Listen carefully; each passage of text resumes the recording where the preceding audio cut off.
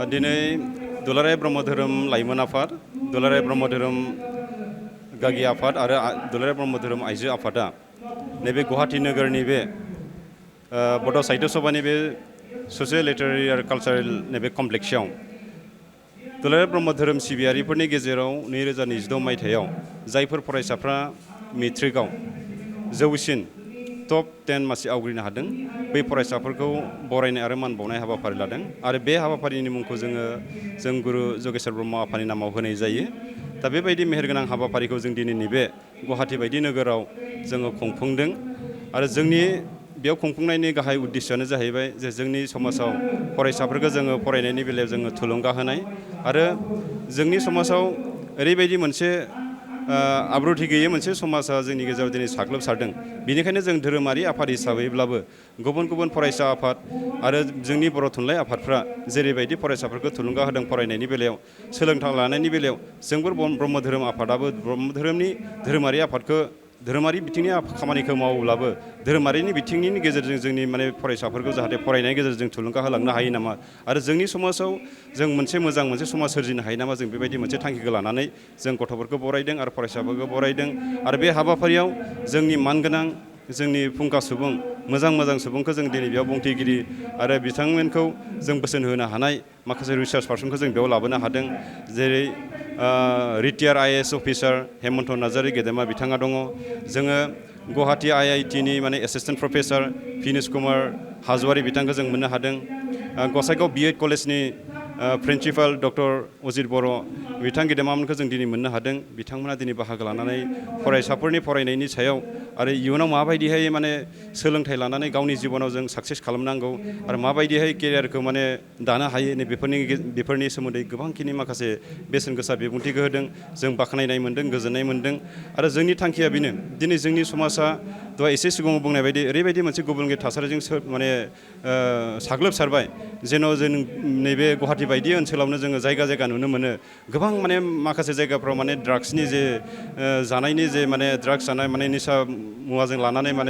गाज्रि समाजनि मोनसे गाज्रि मोनसे हाबा मावनाय बेबायदि मोनसे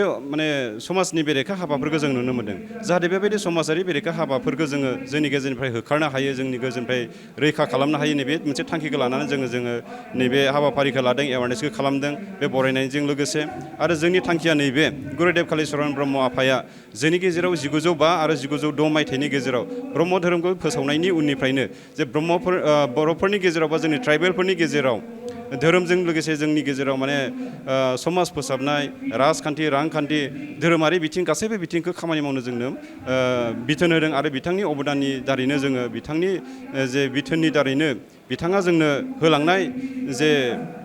फोरोंलांनाय बेखौ लानानै जों दिनै मावदों। खारना जाहैबाय गुरुदेब कालिचरन ब्रह्म आफाया जोंनि गेजेराव 1929 मायथाइनि 4 जानुवारियाव जे बर' हारिनि थामोनथा रैखाथि गोनां माखासे आयदाफोरखौ 12था दफा गोनां माखासे आयदाफोरखौ लानानै बै समाव आसामनि राजथावनि शिलंआव थांनानै 1929 मायथाइनि 4 जानुवारियाव शिलंआव थांनानै जे साइमन कमिसननो जे गोसोखां बिलाइ होनानै बर'फोरनि रैखाथि थामोनथाइनि बाथ्राखौ बेयाव मुंख'दों आरो बेजोंनो लोगोसे 1912 मायथाइयाव गुरुदेब कालिचरन ब्रह्म आफाया जोंनि गेजेराव सोलोंथाइनि फारसे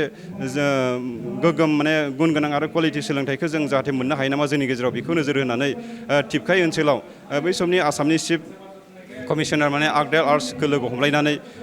बिनिफ्राय माखासे रांनि अनसुंथाइ मोनलायनानै सोलोंथाइनि माखासे मिरु फसंदों। बेयाव जोंनि बर' आरो ट्राइबेलफ्रा सोलोंथाइ लानानै सोलोंथाइ गैयै माखासे लाइमोनफ्रा बेयाव सोलोंथाइ लानानै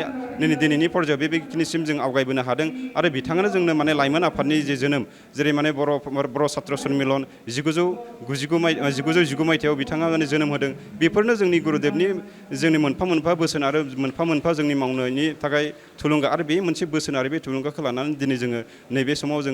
जोंनि दानि जेनेरेसना नैबेखिनि हाबाफारिखौ लादों। बेनिखायनो जोङो आसा खालामदों फैबाय थानाय समाव जोंनि बे बरायनायनि गेजेरजों जोङो मोजां माखासे सुबुं सम्पद सोरजिनो हागोन, मोजां माखासे क्वालिटि गोनां माखासे स्टुडेन्ट सोरजिनानै बेबायदिनो जोङो जोंनि गेजेराव समाज बेबस्थानि बेलायावनो जा धोरोमारि बिथिङावनो जा मोनफ्रोमबो बिथिङाव जोङो रोंखा राखा सासे सुबुंफोरखौ जों मोननो हागोन होननानै आं आसा खालामो। आरो खोथाया जाहैबाय जोंनि गेजेराव जोंनि लाइमोनफोरनि गेजेराव धोरोम आरो इसोर बे धोरोम आरो इसोर फोथायनायखौ जुदि सोनो हायाब्ला जोंनि गेजेराव गाज्रि माने जे हाबा मावनाय समाज बेरेखा हाबा मावनाय बेखौ माने गिया बेनिखायनो जोङो नैबे माने बरायनायनि गेजेरजों जों माने गथ'फोरखौ ओरैबायदि मोनसे बोसोन होयो जे माने बे बरायनायनि गेजेरजों धोरोमनि बाथ्राखौबो जों मोनथिहोयो इसोरखौबो जोङो सिबिनायनि माखासे टेकनिकखौ होयो जाहाथे धोरोम आरो इसोरखौ फोथायनानै जाहाथे बिसोर आवगायलांनो हायो मानोना जाय सुबुंनि गेजेराव धोरोम आरो इसोरनि फोथायनाय गैया बिसोरो समाजनि बेरेखा मावनो गाज्रि खामानि मावनो हत्या हिंसा माबा बायदिसिना खामानि मावनो बिसोर गिया सासे सुबुंनि गोसोआव जेब्ला धोरोम आरो इसोरखौ फोथायनाया थागोन बियो गिनाय मोनसे फैगोन आरो बियो मालाबाबो गाज्रि खामानिखौ मावनो आवगायनाय नङा बेनिखायनो बेखिनि गासै बिथिंखौ लानानै जों दिनै आवगायदों आरो जोङो आसा खालामो फैबाय थानाय समाव जों बेबायदिनो खामानि मावलांनानै जोङो जिबनाव जोंनि बे समाजाव माबा मोनसे जोङो अबदान होलांनो हागोन बे थांखिखौ लानानै जोङो दिनै बे हाबाफारिखौ लानाय जादों गोजोन्थों बाथ्राया जाबाय गुवाहाटि नोगोरमायाव दाब दाब जायगानिफ्राय गामि ओनसोलनिफ्राय फैयो फरायनो होननानै बा जब मावनो साख्रि मावनो गाव आथिङाव गसंथानो थाखाय दा बे बिथिङाव बर' लाइमोन सेंग्रा सिख्लाफोरखौ गोबां आब्रुथि गैयै बा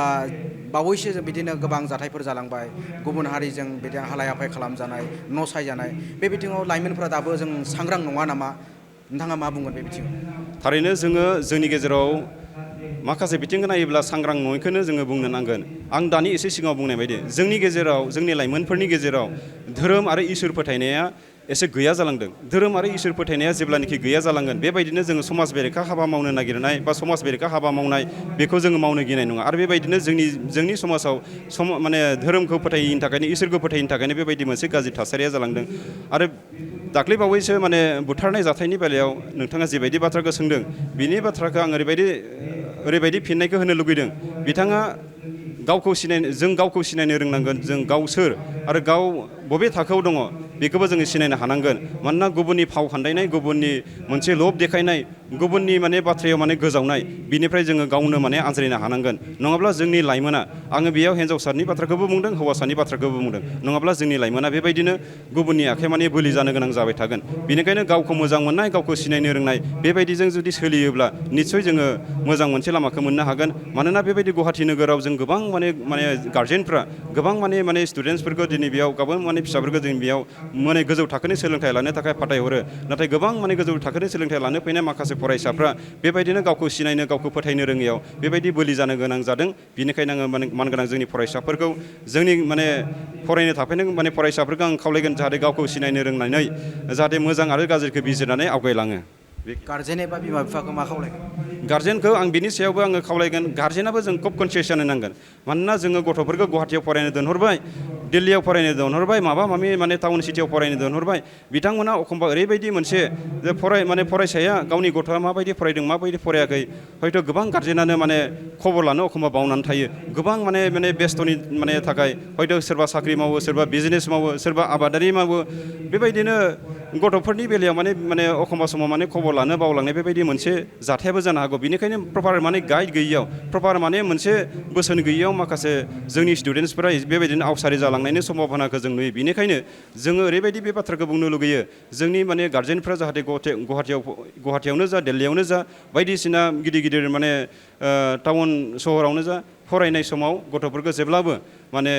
फुङावनो जा माने हरावनो जा बा टेलिफननि गेजेरजोंबाबो जों खबर लाहरनांगौ बा फिजिकेलि फैनानैब्लाबो जों गथ'फोरजों जोङो मोजां रायलायनाय मोजां माने खबर लानाय बेखिनि माने हुदाखौ खालामोब्ला जोङो बेफोरनिफ्राय एसे नङा एसे जोङो रैखाखौ मोननो हागोन होननानै आं सानो